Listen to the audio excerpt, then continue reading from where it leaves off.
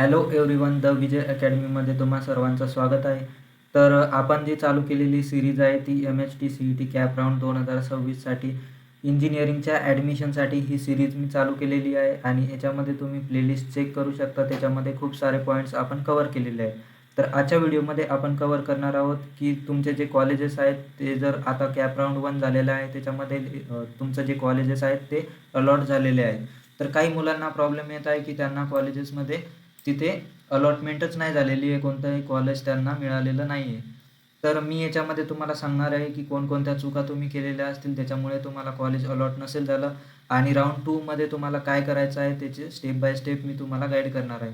तर व्हिडिओ पूर्ण बघा आणि तुमचे जितके पण मित्र असतील जे इंजिनिअरिंगमध्ये ॲडमिशन घेणार असतील त्यांच्यासोबत नक्कीच शेअर करा, ज्यांना कॉलेज मिळालं नसेल त्यांच्यासोबत. तर व्हिडिओला सुरुवात करूयात. तर सगळ्यात पहिली गोष्ट म्हणजेच राऊंड 1मध्ये कॉलेज नाही मिळालं तर तुम्हाला सगळ्यात पहिले काय करायचं आहे, घाबरायचं नाही आहे. मिळालं नाही म्हणून तिथे तुम्हाला घाबरायचं नाही आहे जास्त. दरवर्षी खूप सारे स्टुडंट असतात ज्यांना सीट मिळत नाही कॅप राऊंड 1मध्ये. तर कॅप राऊंड 2 आणि कॅप राऊंड 3 त्यानंतर स्पॉट राऊंड पण बाकी आहेत. तर तुम्हाला काय करायचं आहे, फक्त तुमची जी स्ट्रॅटेजी आहे ती तुम्हाला बदलायची आहे. त्याच्यामध्ये तुम्हाला कॉलेज मिळवण्याची शक्यता वाढवायची आहे. तर तुम्हाला मी सांगणार आहे स्टेप बाय स्टेप तुम्हाला काय करायचं आहे नेक्स्ट राऊंडसाठी. तर तुमच्या सगळ्यात पहिले तुम्हाला काय करायचं आहे, इथे समजून घ्यायचं आहे की तुम्ही कोणकोणत्या चुका केल्या असतील त्याने तुम्हाला कॉलेज मिळालं नसेल. तर सगळ्यात पहिली जी चूक राहते ती काय असते, प्रेफरन्स लिस्टमध्ये कमी चॉईसेस टाकायच्या. तर तुम्ही जर कमी कॉलेजेस तिथे सिलेक्ट केलेले असतील तुमच्या प्रेफरन्स लिस्टमध्ये तर लिस्टमध्ये तुम्हाला जास्तीत जास्त कॉलेजेस तिथे ॲड करायचे आहेत. तर कमी कॉलेजेस टाकल्यामुळे तुम्हाला अलॉटमेंट नसेल झाली एखाद्या वेळेस तर तुम्हाला काय करायचं आहे हे लक्षात ठेवायचं आहे. त्यानंतर दुसरी जी चूक आहे ती काय असते की फक्त ड्रीम कॉलेजेस तुम्ही तिथे टाकले असतील. तुमच्या कट ऑफनुसार तुम्ही काय केलं असेल की तिथे फक्त तुमच्या रँकच्या जे कॉलेजेस तुम्हाला पर्सेंटाईल वाईज पाहिजेत होते त्याच्यापेक्षा जास्तवाले कॉलेज तुम्ही काय केले तिथे टाकले असतील पर्सेंटाईज वाईज.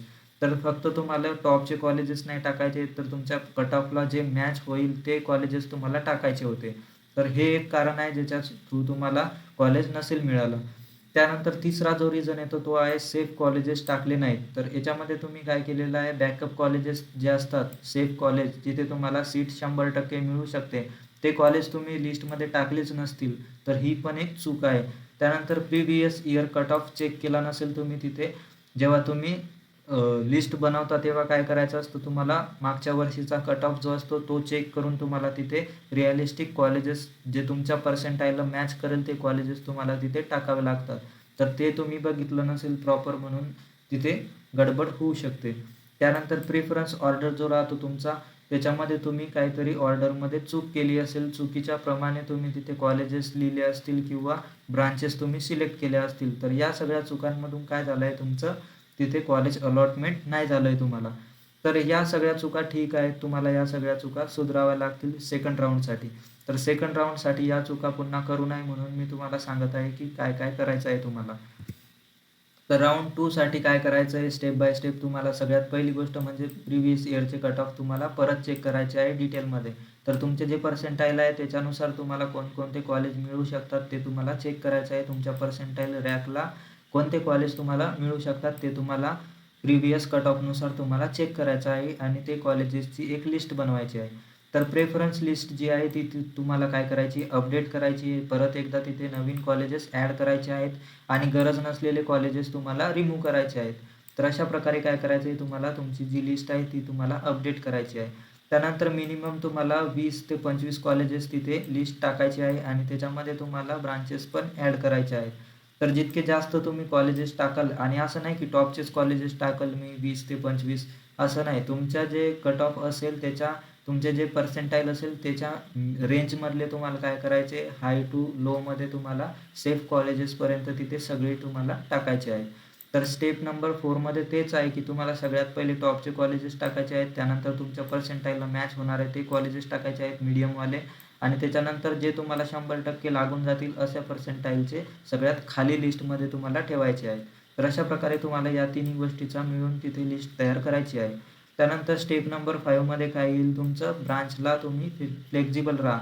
तर CS फक्त निवडू नका. तर कॉम्प्युटर रिलेटेड खूप साऱ्या ब्रांच आहेत जसं की IT आहे, AIDS आहे, AIML आहे, ECS आहे. तर अशा ज्या ब्रांचेस आहेत याच्यामध्ये पण तुम्ही ॲडमिशन घेऊ शकता, तिथे तुम्ही चांगला स्कोर करू शकता आणि प्लेसमेंट पण घेऊ शकता जर कॉलेज चांगलं मिळालं तर. तर म्हणून ब्रांचला पण तुम्ही फ्लेक्सिबल करू शकता.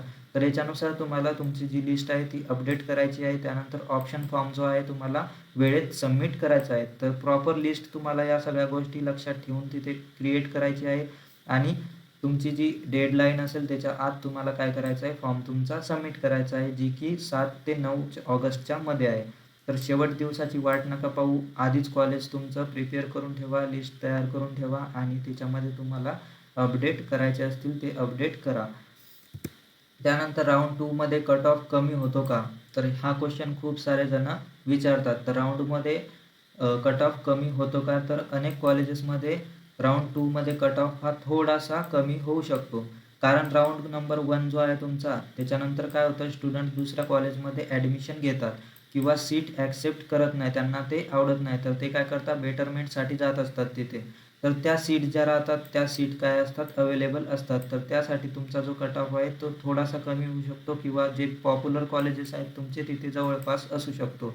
तर सेम असू शकतो कट ऑफ तुमचा.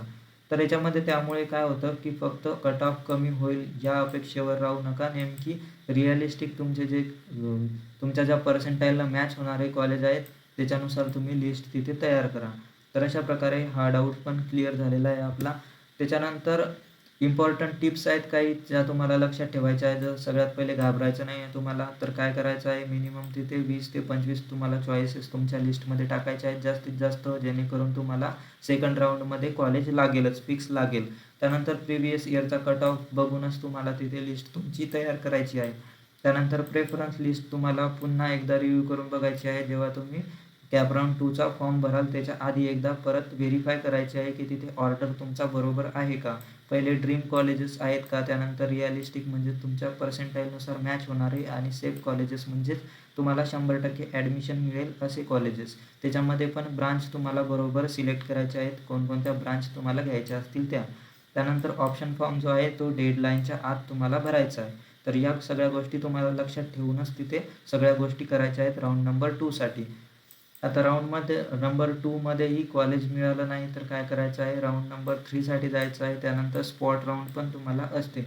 पण ट्राय करायचं आहे की जास्त कॉलेजेस तुम्ही टाकायचे आहेत तुमच्या कॅप राऊंड 2साठी आणि लिस्ट ही प्रॉपर बनवा. सगळ्यात आधी टॉपचे कॉलेज, त्यानंतर तुमच्या पर्सेंटाईलला मॅच होणारे कॉलेज, मागच्या वर्षीचा कट ऑफ तुम्ही प्रॉपर बघा आणि याच्यापणे तुम्ही शांतपणे तिथे तुमची जी स्ट्रॅटजी आहे ती फॉलो करून तुम्हाला तिथे लिस्ट बनवा आणि त्याच्यानंतर तुमची जी ॲडमिशन आहे ते व्हायची सगळ्यात जास्त चान्सेस तुम्हाला वाढतील. तर या सगळ्या गोष्टी ज्या आहेत या सगळ्या गोष्टी आपण इथे डिस्कस केलेल्या आहेत ज्या तुम्हाला करायला पाहिजे. तर हा व्हिडिओ खूप महत्त्वाचा आहे म्हणून तुमच्या मित्रांसोबत नक्कीच शेअर करा, ज्यांना मदत होईल ॲडमिशनसाठी, ज्यांना सीट मिळाली नसेल या राऊंडला कॅप राऊंड 1मध्ये. तर व्हिडिओ आवडला असेल तर लाईक करायला विसरू नका. तुमचे जितके पण मित्र असतील त्यांच्यासोबत नक्कीच शेअर करा. कमेंट करा की तुम्हाला कॅप राऊंड 1मध्ये कॉलेज मिळालं आहे का नाही. तुमचे डाऊट्स मला सांगा, मी ते नक्कीच सॉल्व करेल.